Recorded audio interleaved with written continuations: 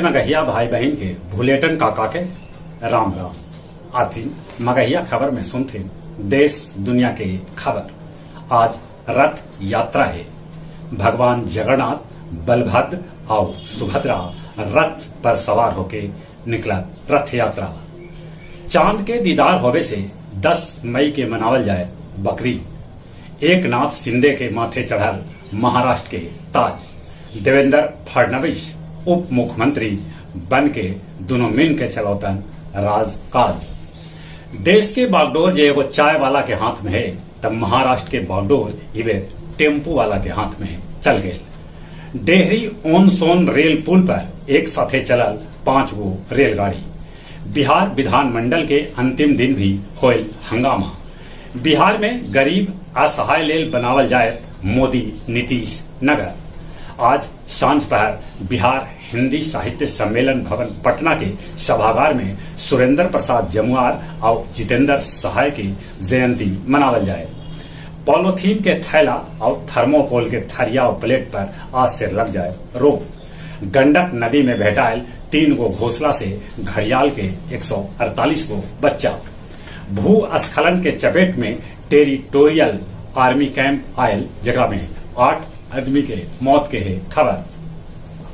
अररिया किशनगंज के दर्जनों गांव बाढ़ के चपेट में है। पटना के हथुआ मार्केट में लगल आग। 10 करोड़ के संपत्ति के नुकसान के है अनुमान। रूस यूक्रेन के बीच लड़ाई अभियो जारी। रूसी सेना छोड़ल स्नैक आइसलैंड। पॉप गायक केली के होयल 30 बच्चर के कैद। इजराइल के संसद भंग कर देवल गए। नवंबर में करावल जा सका है चुनाव। अंतरिक्ष में फैलल मलबा के साफ करत ब्रिटिश यान। गया के धरोहर सुरक्षित रखे लेल गेल संकल्प। एक 2 दिवसीय कार्यशाला डीएवी के सभागार में आयोजित कल गेल।